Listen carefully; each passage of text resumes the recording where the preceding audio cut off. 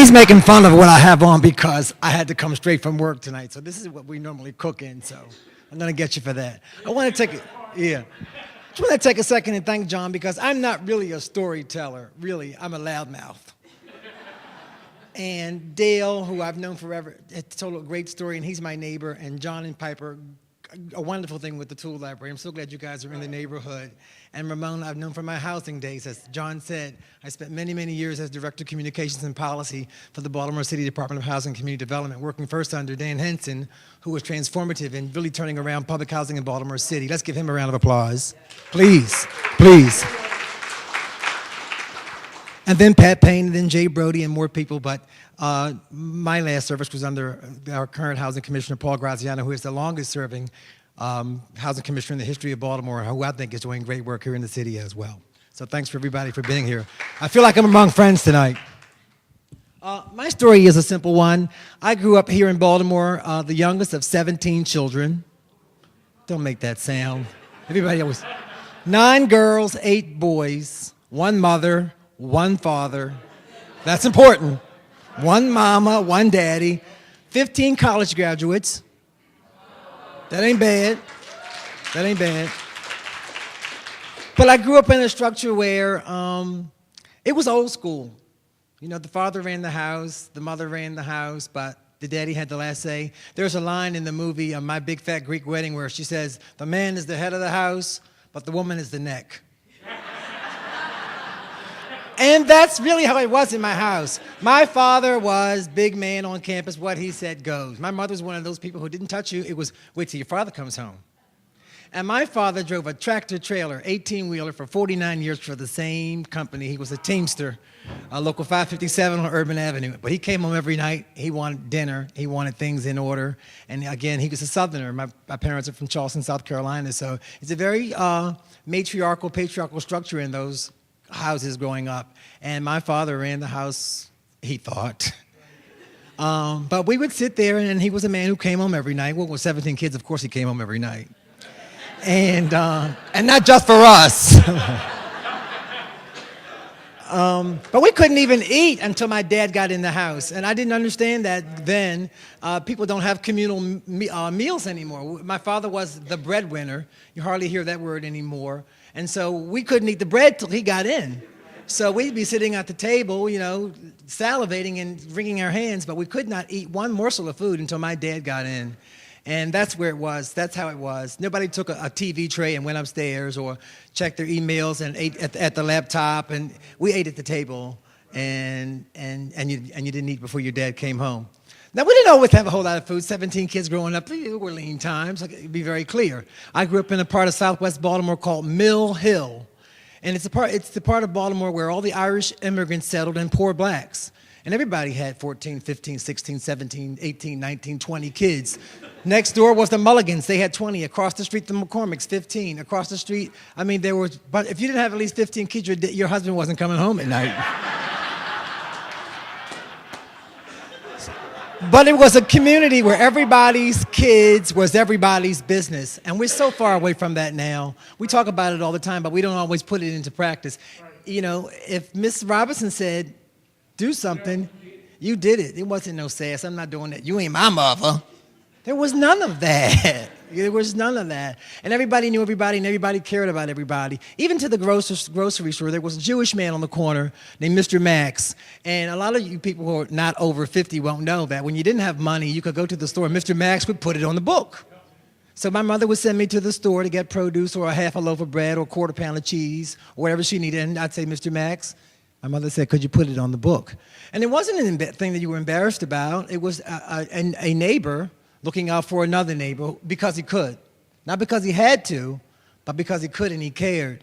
And that's what my parents taught us growing up. That really not so much, you take care of your friends, you take care of the people who take care of you in a community. It was the same thing with my mother. She worked at the potato chip factory on the corner.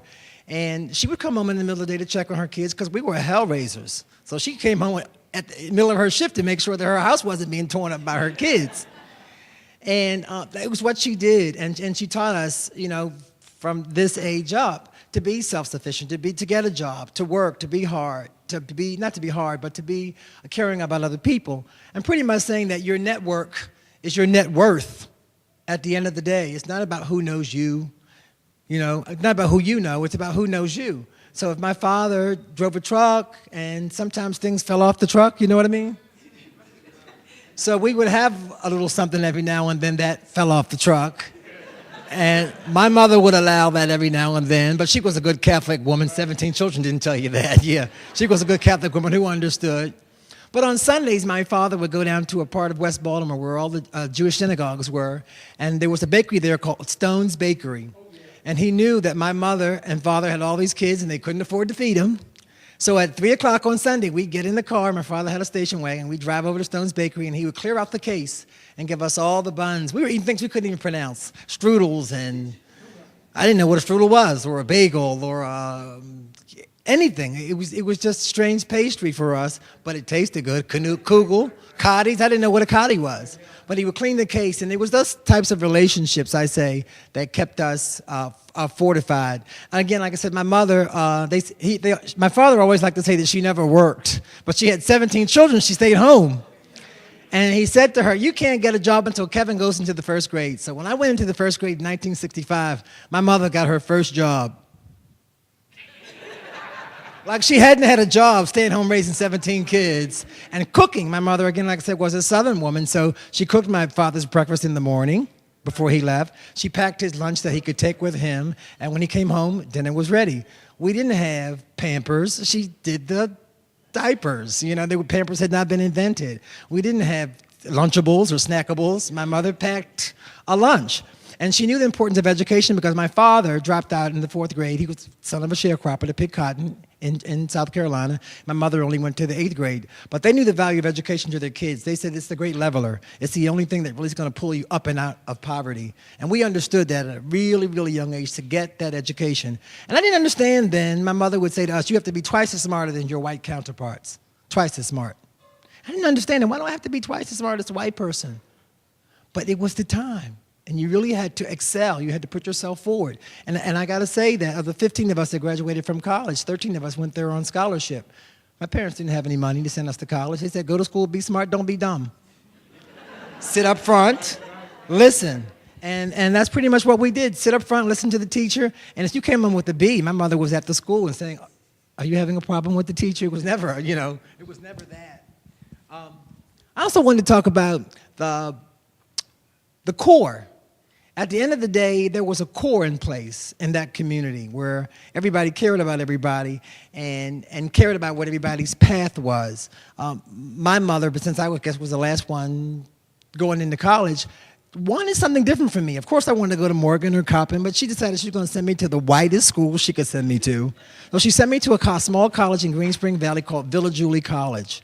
I did not know that school. I did not want to go to that school, but Senator Harry McGirt gave me a scholarship, so I went to that school. I got an other race grant back then, and I went to this school, and I was one of only 3 black people in the whole school. It was a really strange experience for me, and I didn't like it. I fought it. So I don't want to be around all these honkies. My mother said, you're going to go to school, and you're going to get that education.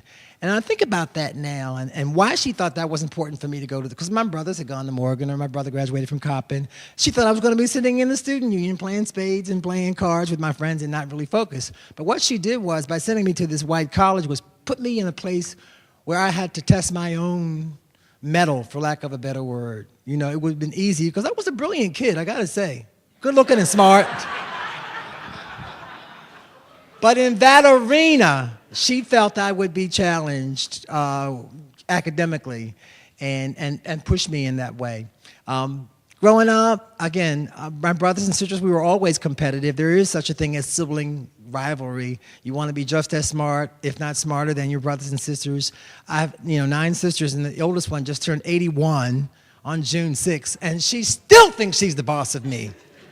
I own 3 restaurants, and she'll come in the door at any given time and tell me how to cook an egg, or to make oatmeal, or to whatever. That she's just my sister, and I love her for that because she keeps us humble. My parents are gone now, but we're still at our core. There are still 15 of us here, buried one. But at the end of the day, it's a community. It's a neighborhood that makes it. People talk about Baltimore being a city of neighborhoods. It is a city of neighborhoods, and I would never want to live anywhere else. I've been here all my life, and I'm glad you guys are here, and I hope you'll enjoy your time here while you're here. Thanks so much for tonight.